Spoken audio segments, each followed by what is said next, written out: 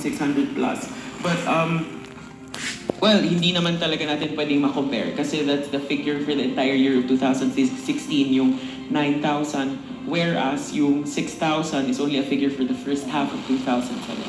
So yun, if you also base, para din if you try to break down the parang profile of cases involving these CICLs, if you base it on the data from 2012 to 2016, na aggregate data ng period na yon, it appears na most of the cases involving CICLs have a lot to do with parang offenses against property like theft. Parang 54% ng cases in that period, 2012 to 2016, is in relation to theft.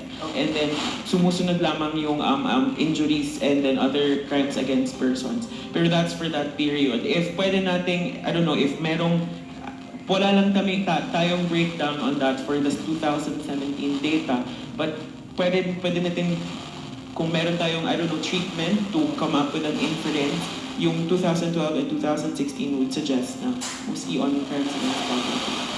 Alright, so ano ang rason kaya kung bakit ganun ang attack, no? About what you mentioned about theft and other crimes against property. Paano kaya ang fact? Kung bakit kabataan niya? Ma'am, kanya. I would like to highlight the CICL profile of the Filipinos. We currently have majority males, majority coming from low-income generating families. From families with more than 6 children, from families that have low educational level. So basically, the theft is very rampant among these children because that's like the easiest way to address their needs. That's basically the perspective of the needs of those children right now. So I think that's also one highlight for the prevention na part. Kasi we are looking at the current CICL profile. We look at the possible preventive interventions that we can give to families to alleviate poverty, to give them more chances of education.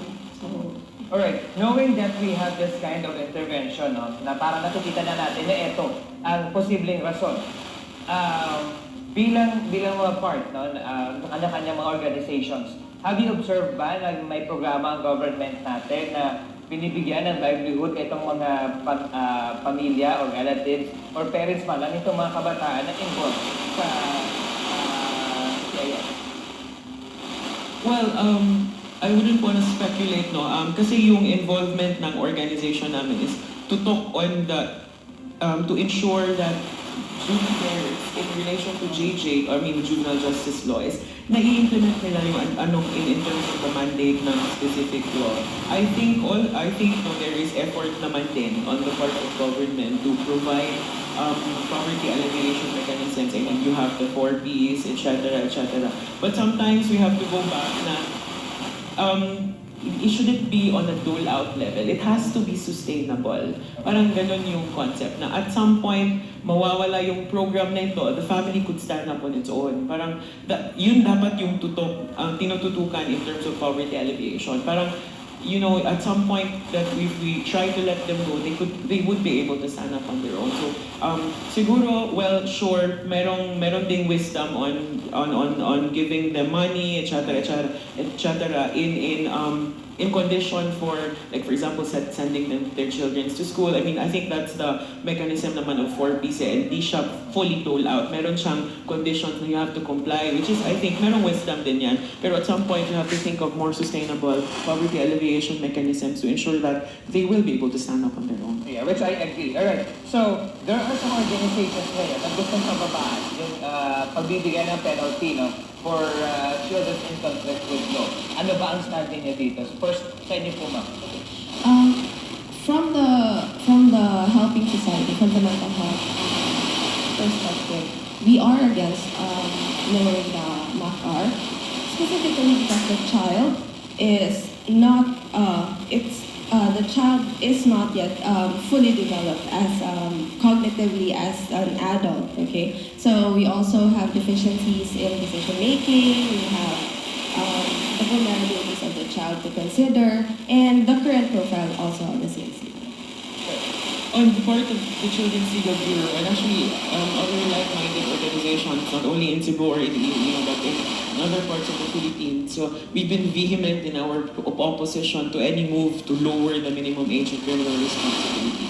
We understand, no, we are not in denial. Alam namin na one of the reasons na pinupush ito, it's a criminal law enforcement issue. It's a criminal it's a law enforcement issue. Yun yung sinasabi ng mga main proponents. But you know what? Sometimes we forget that there are children involved here. These are children in conflict with the law. And alam nyo, it's a mandate under the United Nations Convention on the Rights of Children, of which the Philippines is a party. Therefore, obligation ng ating lawmakers and people in government to comply with what are the principles in the convention. Part of the principles there is anything that affects children in programs, projects, laws, ordinances, regulations, whatever, the primary consideration should be the best interest of the child. Having said that, we understand this is a criminal law enforcement issue, but since there are children involved, we should not focus on that. We should give importance also to what is the best interest of the child. Sure, go reduce crime rates involving children, because if you think about it, that's not something hard to understand. Alam natin why, but in how we treat them, we have to consider also their best interest. When we treat them this way, is it for their best interest? When we send them to the criminal justice system, when we expose them to jails in the criminal justice system, when we label them wrongfully as criminals, etc., is that something that is for their best interest? So yun lang naman din yung purpose ng mga organizations. So you have to go back to that. It's not just a criminal law enforcement issue, it's a social development issue as well. Attorney, thank you very much na for the time na ginhatag ninyo sa buong aga diri sa amon sa sikat kay Iloilo. And of course, we know that you have a very hectic schedule, and thank you for waking up early to give us these details, and of course, for educating us na about your stand in terms sa pagpababa ng edad ng mga kabataan na in conflict with the law, kung saan sila ang pwedeng maparusahan. For me naman, mga kapamilya, importante, no? Importante nga disiplinahon na ating mga kabataan. Gusto natin nga magtubo ang numero sa we also have to make sure kita man bilang mga responsable, mga ginikanan, mga utod, kag siyempre mga kapamilya, kag tama dapat ang magtanaw sa ilang sininga welfare. And just like sige mention ganyan ni attorney, importante pamangkot natin o sabto natin ang pamangkot ini bala para sa ilang best kapamilya. Magabalik pang sikat kay Iloilo.